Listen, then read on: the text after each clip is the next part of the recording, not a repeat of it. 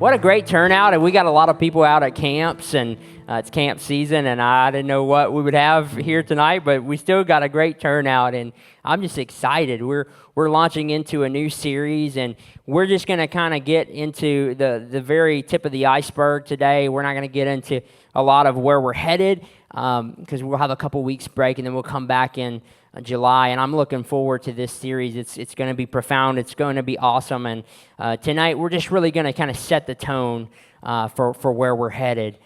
So I'm looking forward to it. It's going to be a good time, and I believe that God's going to move and direct. Let me see if I can get my clicker to work. Jack, you may have to help me with my title slide. I'm not too savvy with the clicker. I don't think any of us are. We really struggle. There it is.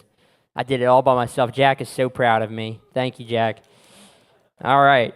I'm looking forward to this. We're going to talk about cultural clues. The last month we've been talking about how to exegete the Bible, a fancy word for taking information out of the Bible that's rich with context and history and a better understanding than just me putting myself into the Word. We're trying to take and learn from this and let it shape us. And so what we're going to be doing is sort of exegeting the culture around us. We're going to look at what's going on in the world and try to formulate a Christian response, a biblical response to the questions, to the doubts, to all the things that we're kind of up against in this day and age. Because if you haven't noticed, things have changed. I don't know if you watch the news or pay attention to what's going on in the culture, but things are a little different than they were before. I don't know. It seems like the world's always changing and moving fast. And so what we're going to do is take what we've learned about how to study the Word and apply it to our lives, and then go apply it to the world wherein we live and help to shape others around us and to impact others around us with the truth. And so that's what we're going to be doing. And I'm looking forward to tonight. Tonight will be a little bit data-driven. I'm going to share some statistics with you that are new and relevant, and I think very eye-opening and in some ways sad. And then there's also a glimmer of hope in a lot of the things that we're seeing in the culture. But we're going to start off with some of the bad news. I think it's better to give someone the bad news before you give them the good news. So that's where we're going to start. Looking forward to jumping in. So our opening scripture is just a short and sweet scripture. And it just says in 1 Chronicles chapter 12 and 32, the men of Issachar understood the times and they knew what Israel should do. So to kind of set that scene, this is a point where Saul was no longer the king of Israel, David stepping in, and he's gathering his men together for the new leadership and the new movement and where they're headed. And these men knew what to do given the time that they were living in. And so that's the question for us to apply that Old Testament story to a modern world. Do we know what to do with this time that we've been given? Do we know what to do with this culture that we're growing in and that we're moving in and living in? It's easy as Christians to look at all the craziness going on in the world and say, can we just bunker down? Can we build a bunker, take our values and go hide in that bunker so that we're not in danger and that we're not ever criticized or attacked or disagreed with? And yet that's not our calling. That's not what we're supposed to do. We're not supposed to shy away. We are supposed to be active, and we are supposed to be leaders, and we are supposed to go into this dark world and share the light of the gospel with people who don't have this truth. And that is a beautiful calling and a wonderful privilege to be able to do that. So we're going to be doing that. We're going to understand the times. We're going to understand and respond. And we're going to properly exegete the word, and then we're going to exegete the culture.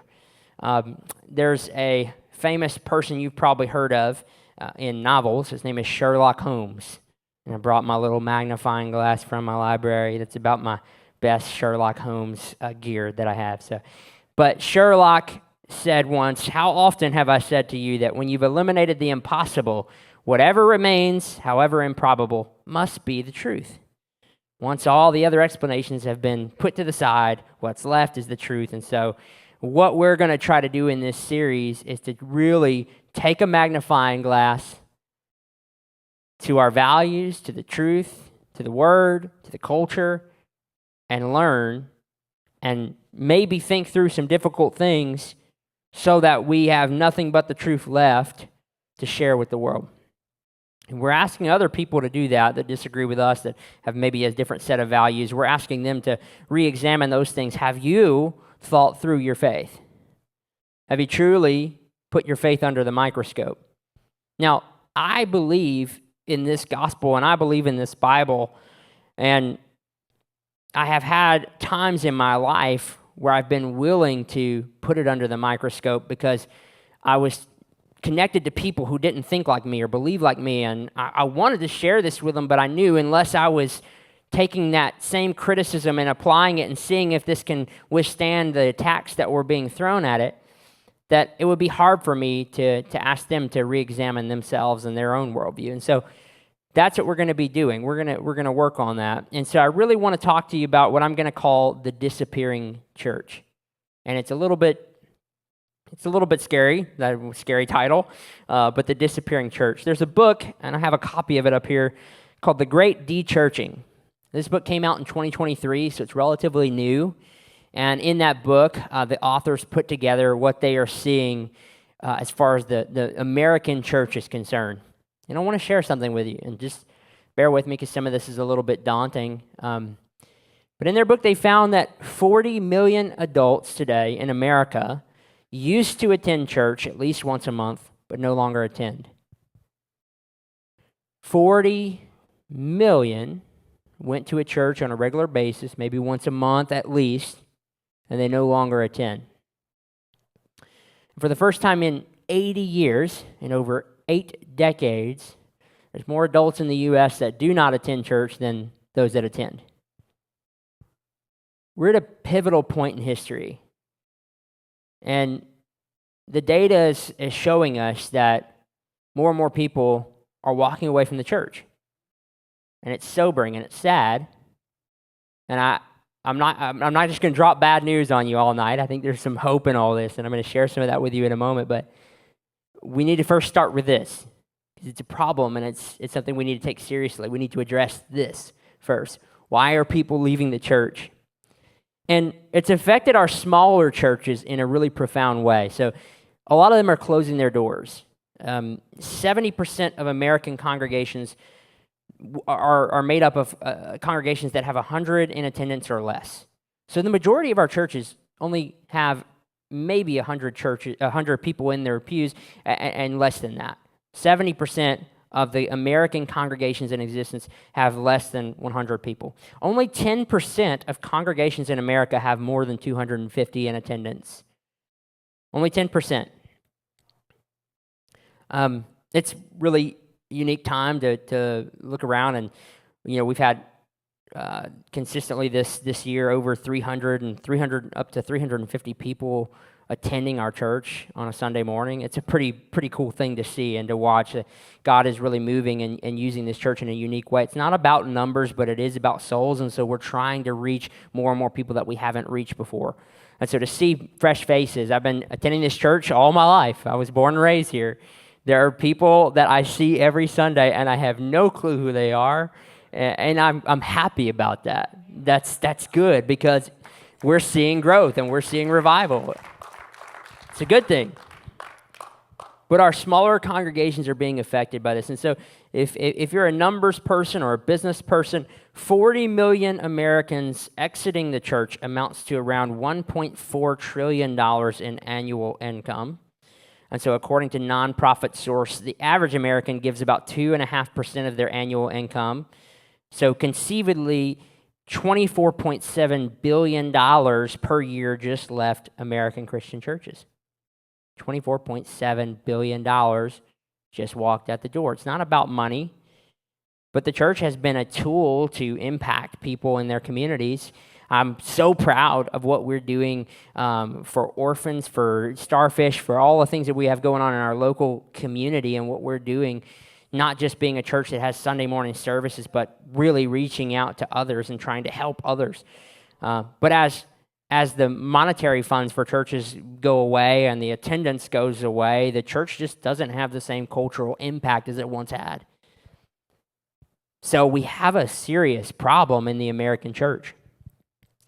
The Pine Tops Foundation, who's another research group, they projected that even in the most optimistic scenarios, Christian affiliation in the U.S. shrinks dramatically, and in their best case, or their base case, over 1 million youth, at least nominally in the church today, will choose to leave each year for the next 3 decades. And if that happens, 35 million young people raised in families that call themselves Christians will say they are not Christian by the year 2050.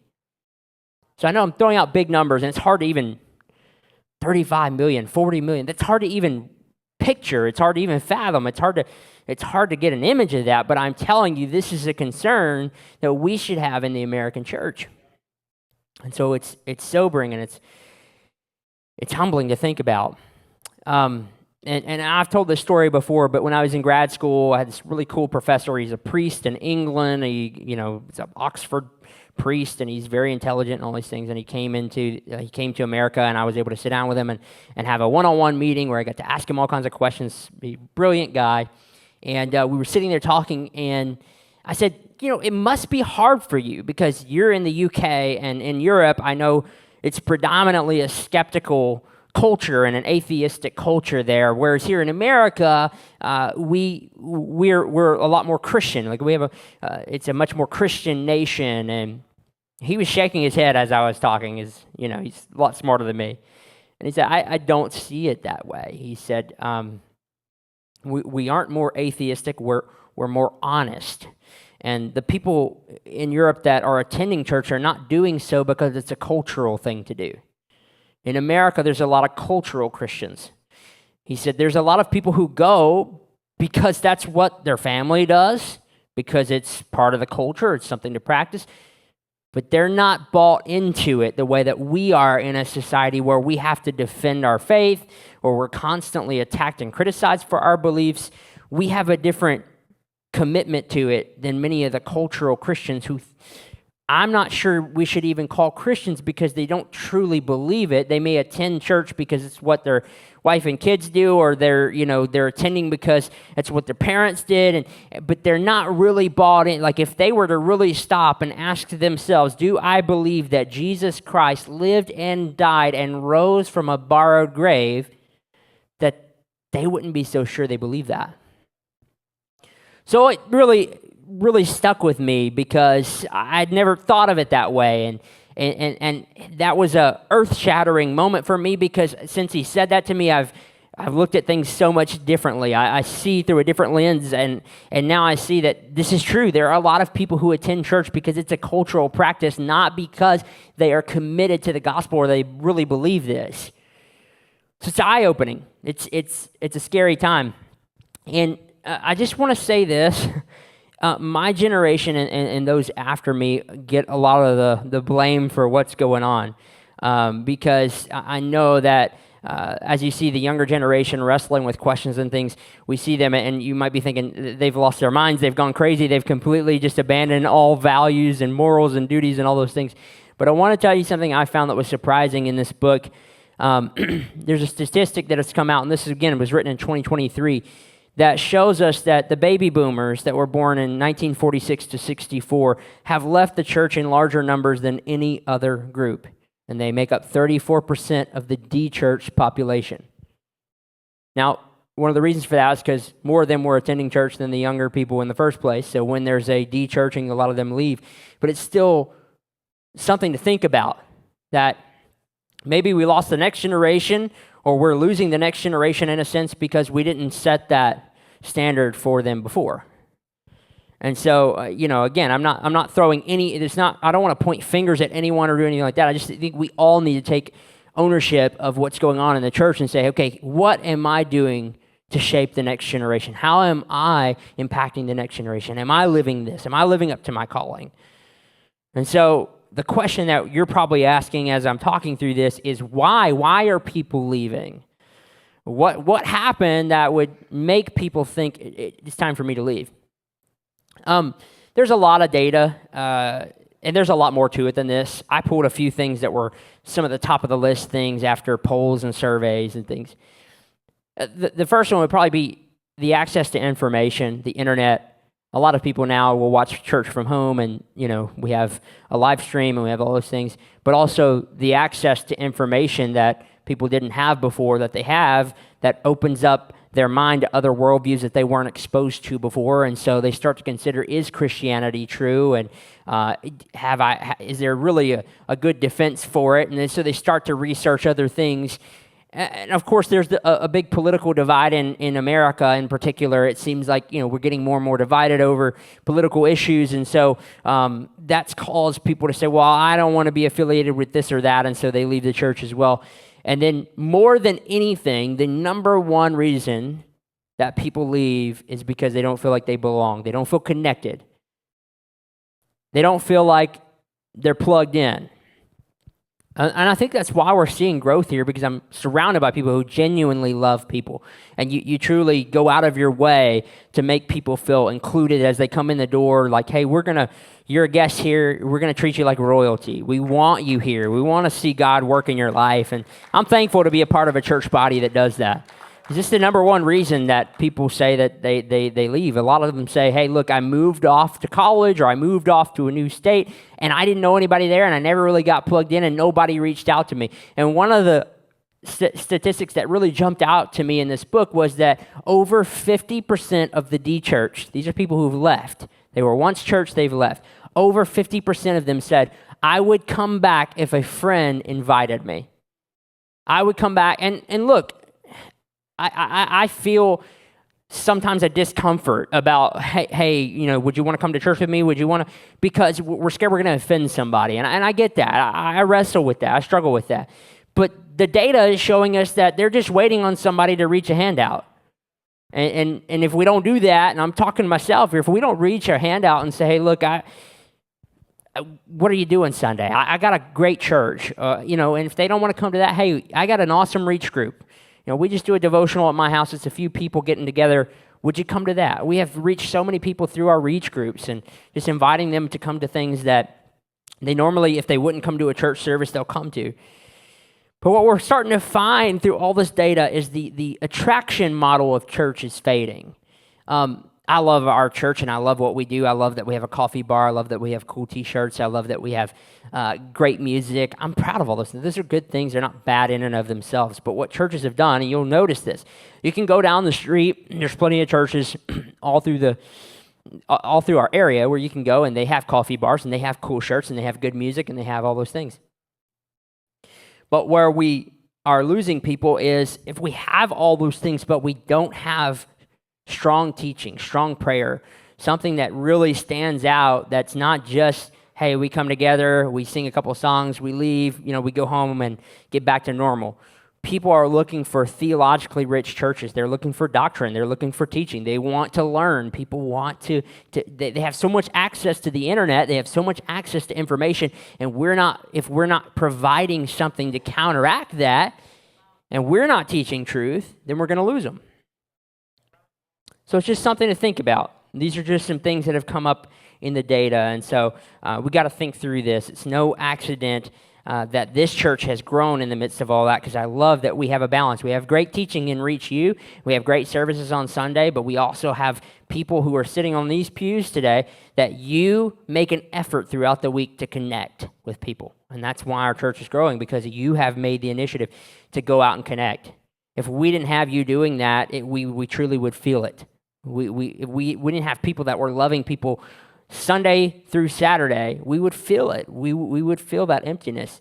So thank you for being the church. Thank you for showing up to hospital rooms. Thank you for showing up to nursing homes. Thank you for taking care of those who are in our communities that are fatherless, are widows that are broken, are downtrodden. Thank you for going to those people, because without that, we wouldn't be the church.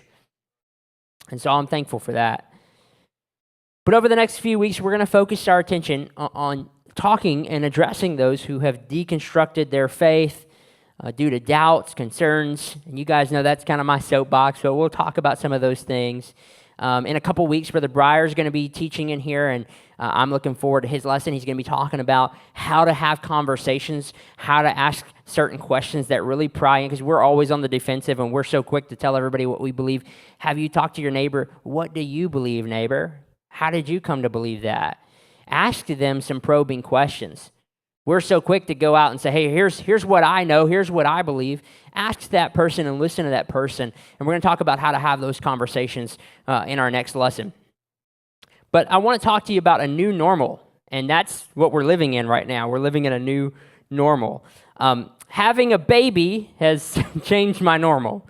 So my day-to-day looks a lot different than it used to. Amber and I were world travelers, man. We packed for a vacation as often as we could. We went multiple times a year on cool trips. We haven't packed a bag in 2 years. We are just dreaming of going, so we can't go anywhere. Where are we going to go? We have a little tornado that destroys everything in her path. I can't bring her, on a long trip. It used to be normal to go on trips. It used to be normal to eat in peace. Now when we eat, there's food flying across the kitchen. You're dodging macaroni and you're trying to eat at the same time. So there's a new normal in our house. It used to be normal to get to church on time. If you've seen us on Sundays, we're barely coming in the door. I apologize. We try, but it's tough. We're rolling in here last minute. Sometimes my hair's not combed, and I'm just here, man. But we're gonna make it. We just might be a little late. That used to be normal. It used to be normal to make spontaneous plans with friends. We might not have plans with friends one day, and we may look at each other and say, "Hey, let's call up so and so and go hang out tonight." That does not happen anymore. You got to put it on the calendar. It's got to be weeks in advance. It's got to be planned out, right? Because you got to get babysitters and everything else. There's a new normal. And not to be sappy, but there's also a new normal because now every time she does something, my heart is about to burst out of my chest with love and I am just amazed at everything she does. My baby can do the smallest thing, and I think it's amazing. My voice goes up 3 octaves, and I'm making a video of it, and it's just so exciting. It's normal for me now to look at this child and be grateful for what I have. It's normal for me to dance around the kitchen with her and sing our favorite songs. It's another new normal. So I'm thankful for that. So a new normal is not always a bad thing. Can be a good thing. So we're looking at the cultural climate today, and we could look at all the bad things, or we could say, hey, there's a mission field here that is just so ripe for God's kingdom, and it's a challenge and a chance. We were called for this day and age. Pastor AJ says it all the time. We weren't called to be in the book of Acts. We weren't called for that time. We're called for this time. God put you here for this time, and what a amazing time to be alive. It's a challenge, but this is the challenge we've been given, and this is what we're called to. We're called for this day and age, and I'm just privileged to be called for this time. So what's the new normal look like in the culture? There's a few cultural norms. You've probably heard me get on some of these things. Truth is relativized. There's a saying, live your truth. Got my truth, you got your truth. And the Bible teaches to seek the truth. Pilate asked this question when he's standing in front of Christ. He says, what is truth? And that's sort of the mantra of this world, this day and age, that truth is just relative. You make of it what you want. Morality is something you can make. It doesn't belong to the Bible. It doesn't belong to Christ. It doesn't belong to God. I get to make my truth. That's the cultural norm that we're seeing. Because of that, identity is also self-constructed. I get to define my identity. I'm not created or given an identity. I haven't received an identity, but I get to create it. So there's a lot of confusion about things like gender. There's a lot of confusion about morality. There's a lot of confusion about our purpose, and I get to craft that myself. But the Bible in Genesis 1:27 says God created man in his own image. And so our identity is received. It's not something that we create. It's something that was created when we were made and God-given. Faith is now, because of those things, viewed as either dangerous or at the very least irrelevant. Faith is either dangerous or irrelevant. It's seen as oppressive. It's seen as outdated. And Romans 1 warns of this. Of course, Paul in the Roman culture saw a lot of the things that we're seeing in our day and age. There's nothing new under the sun. Keep that in mind. Paul and the apostles dealt with similar things. But in Romans 1:21, he says people exchange the truth of God for a lie. And that's what we're seeing. So let's deal with some of these. Again, you've heard my soapbox on this, but if truth is relative, if it's just something self-made, is it true that truth is relative? It's a good question to ask. I see Mr. Jimmy Sawtell back there. My most hated Star Wars quote is where Obi-Wan tells Anakin, only a Sith deals in absolutes. You probably remember that one. Is that episode 1? 3. Okay, you can tell I don't know my Star Wars. Thanks. That's why we have Jimmy here. Episode 3. He says, only a Sith deals in absolutes. And the right question, or the right answer to that, which Anakin should have said, is, okay, are you absolutely sure about that? If he says yes, well, are you a Sith or what? Are you a bad guy? But our world says that there's no such thing as truth. Well, is it true that there's no such thing as truth? You can make your own truth. Is that true? Because what if my truth is that the truth is objective and that it's all God-given? You see, relative truth just really collapses in on itself. It's not a good worldview to have by any means. And Isaiah 5:20 says, woe to those who call evil good and good evil, who put darkness for light and light for darkness, who put bitter for sweet and sweet for bitter. In our day and age, moral relativism has led to the idea that all things are permissible so long as you're the one in power. If you're in power, if you can control the narrative, anything's permissible there. And so a world where truth is relative has led to the breaking down of values, of morals, of duties. There's no standard outside of man's opinions. And then that is what has led to the other two items on the board, which is just that our identity is self-constructed and that our faith is dangerous or irrelevant. If the truth is relative, then I can make my own identity. It's not God-given. I just get to make it. And so, again, we should ask, is it objectively true that truth is relevant? If truth is relative, then my truth is that Christianity is true. So, which one's right? Who's right?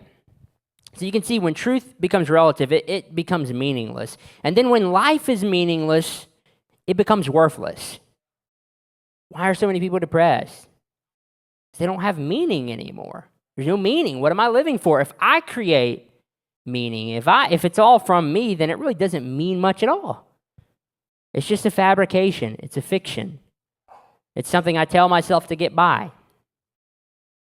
And so there's a book, Apologetics for an Ever-Changing Culture, and this guy, John Stonestreet, who contributed, said there was a span of 3 years prior to the COVID-19 pandemic, and that was the first period in a century, in over 100 years, where the average life expectancy of American males declined. The last time that happened, there was a world war and the Spanish flu outbreak, to put it into perspective. So loneliness has caused this. And with the isolation of pandemic lockdown policies, deaths by suicide and overdose continued to climb. But the trend pre-existed the pandemic. It was there before COVID. And spikes in mental illness diagnoses among demographic groups were there before the pandemic as well. Loneliness has been declared a public health crisis. It's pretty sobering to think about. Why are men suicidal and depressed? Because by and large, we've kind of lost our purpose. We've lost our purpose. And truth has been under assault, and so it has no meaning. And with the exit of meaning, we lose purpose and then self-worth. And then we become isolated and lonely and desperate for something, for purpose. And so I say all that so that we can keep in mind as we're working through this series that we're reaching people who are broken, who are lonely, who are depressed, and some of those people may be defensive. You may try to reach out to your neighbor and they may slap your hand away because people are hurt.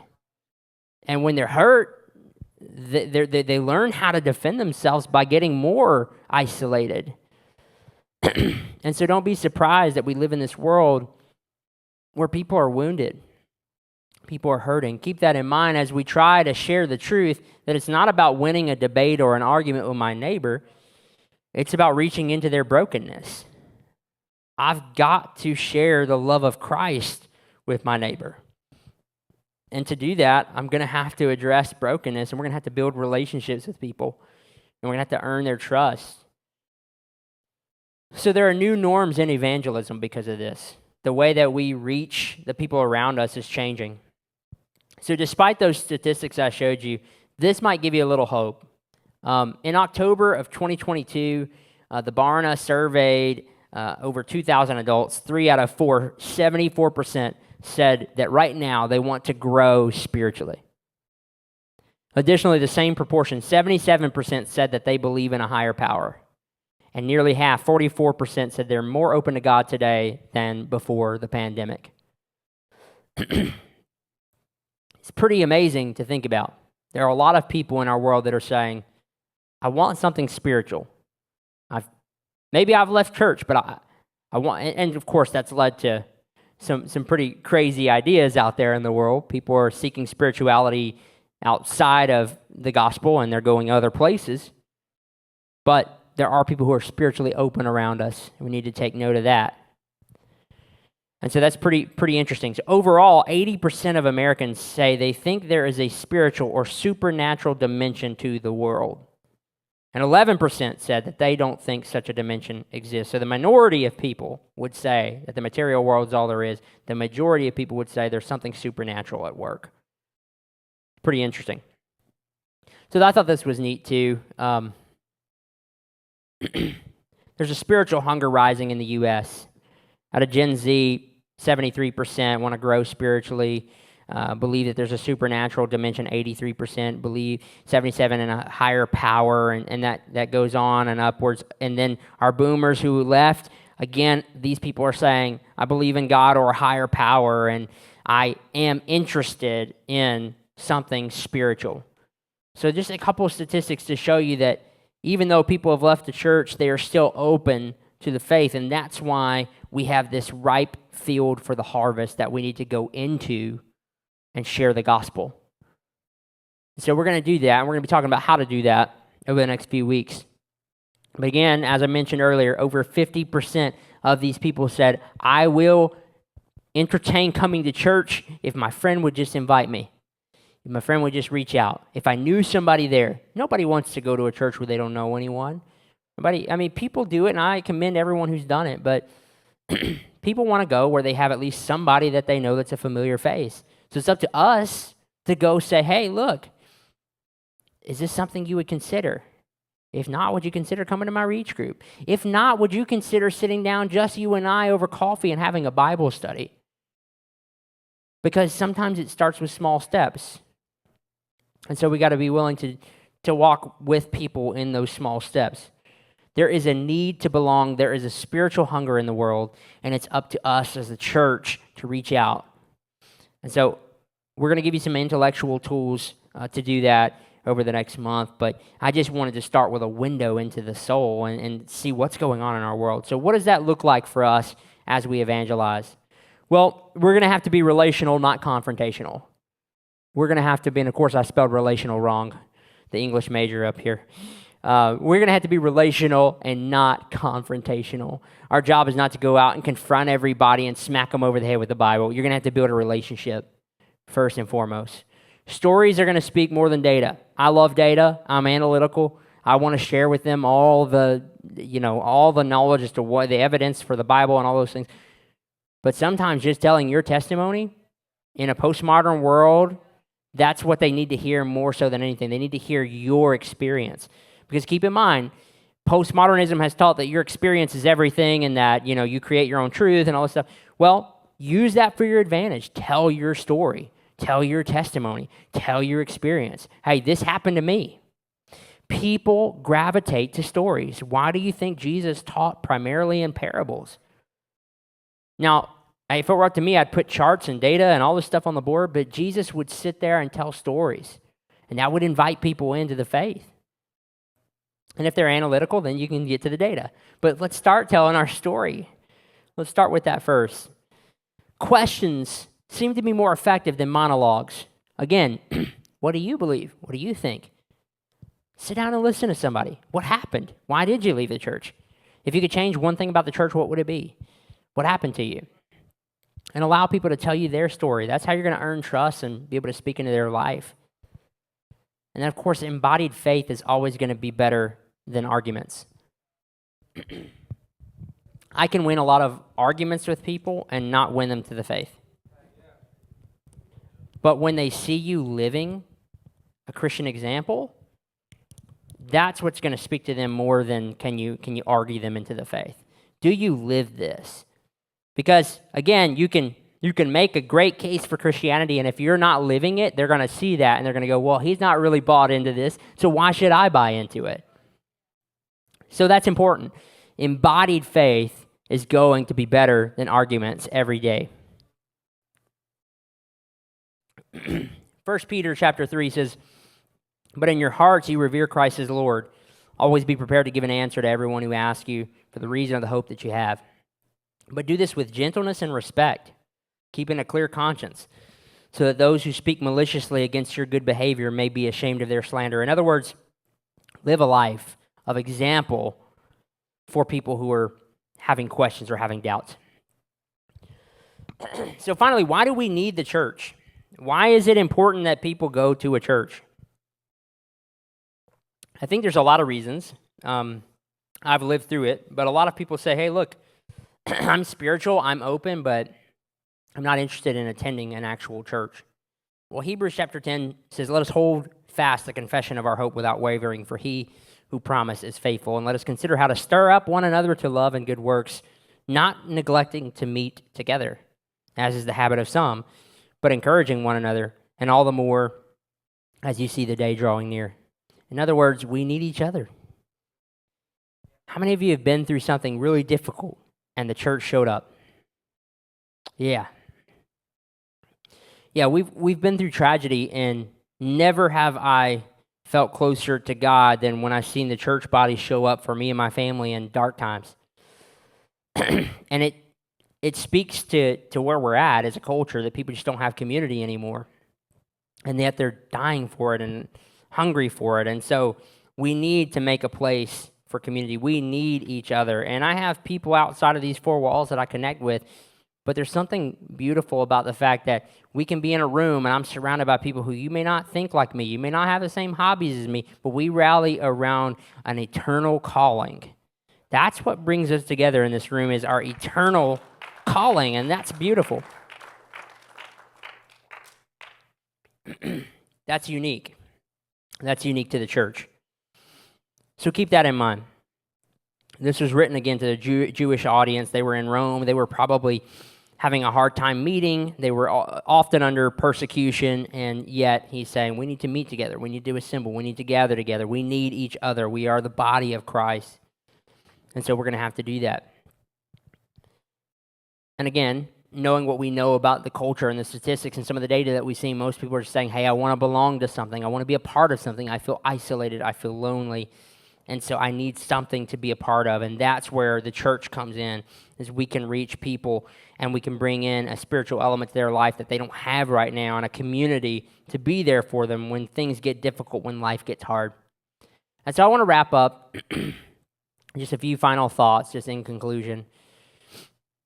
What do we do with this information? How do we respond? How do we address the culture? How do we address the world? Well, most of these people that I threw up, those statistics that I threw up earlier, they left because of disconnection, not because of doctrine. We need good teaching. We need sound doctrine. But first, they have to belong. They have to be connected. We have to go out and find them and reach out to them.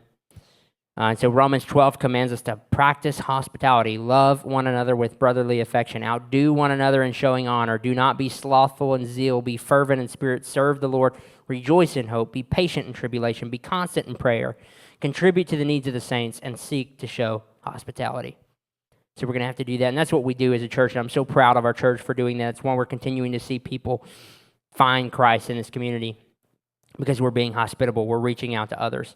We have to do so, as John says, full of grace and truth.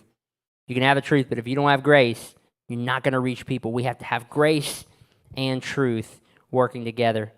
Culture changes, but God's word doesn't.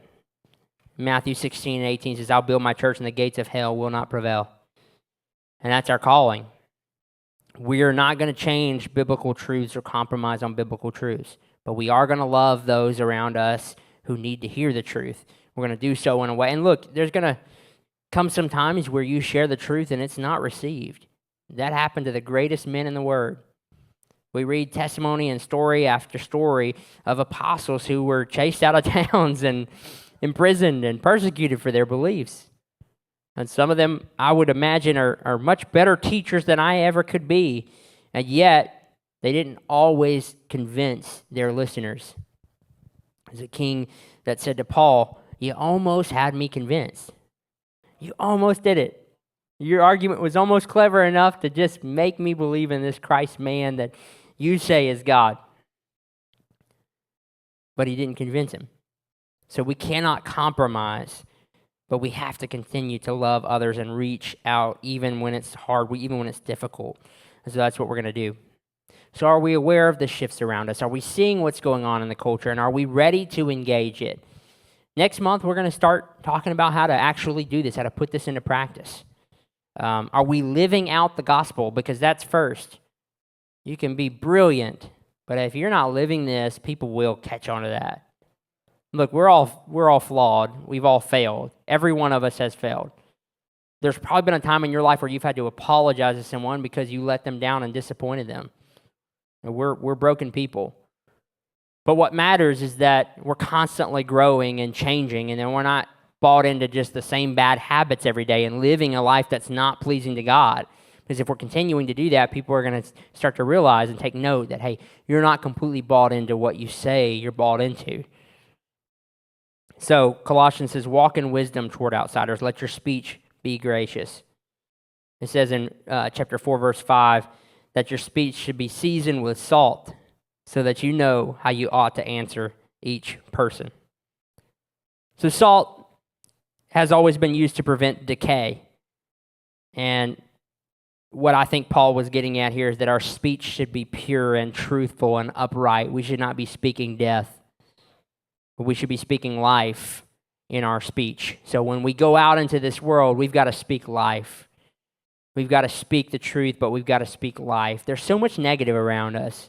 God forbid us start to hang our heads and become negative and just down in the dumps like everybody else around us. No one's going to see salt or light in that.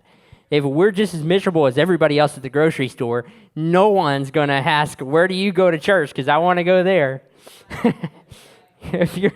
If you're just chewing out the waitress, no one's going to say, okay, that's the person that I need to call about church, right?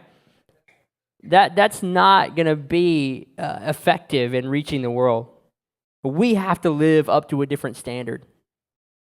So we've got to share the truth. Salt enhances taste. It's flavorful. It's attractive. It's engaging. It's appealing.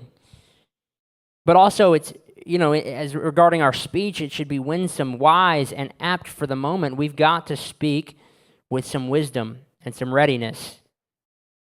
And so we need to do that as well. And Paul finally is urging believers to be wise in how they speak, how they live. Use every opportunity well. Speak in a way that's gracious and kind, seasoned with salt. Answer their questions, but also listen and have wisdom in our interactions with others. So I just wanted to set the tone tonight for what we're going to talk about in July. We got a couple weeks off, so we're going to pick this back up in July. But I just wanted to set the tone. I know some of these statistics are a little bit discouraging, but then you see other things coming out that are saying, hey, I'm hungry. I want to know the truth. I want a spiritual life. This world is not working for me. People have abandoned the faith and tried other things, and now what we're seeing is that it's not working. And maybe we can reach those people who are hungry, who want something supernatural, who want something spiritual in their life, if we take it seriously and if we arm ourselves with truth, and if we go into this world knowing that God is going to be our guide, that we're going to let His Spirit work in and through us, and we're going to speak the truth in a dark time, and we're going to shed light into this world, and we're going to be salt in this world. So that's what I'm praying for this series. I'm praying that God will lead us as we investigate how to reach this culture and as we dive deeper into these themes. Why don't you stand with me? And I just want to pray for you as we dismiss and just ask that God would maybe put somebody in your path this week. You probably, as I was talking through this, have thought about, I was thinking about people I need to talk to as I was writing this. So you've probably thought about somebody that you've been crossing paths with, and you're wondering, how do I reach out to them? How do I start the conversation? You just do it. It's scary. Sometimes it's intimidating, but inaction is not going to produce any results either. So, the best thing to do is just reach your hand out, because everything is telling us that people are hungry and that people want to belong.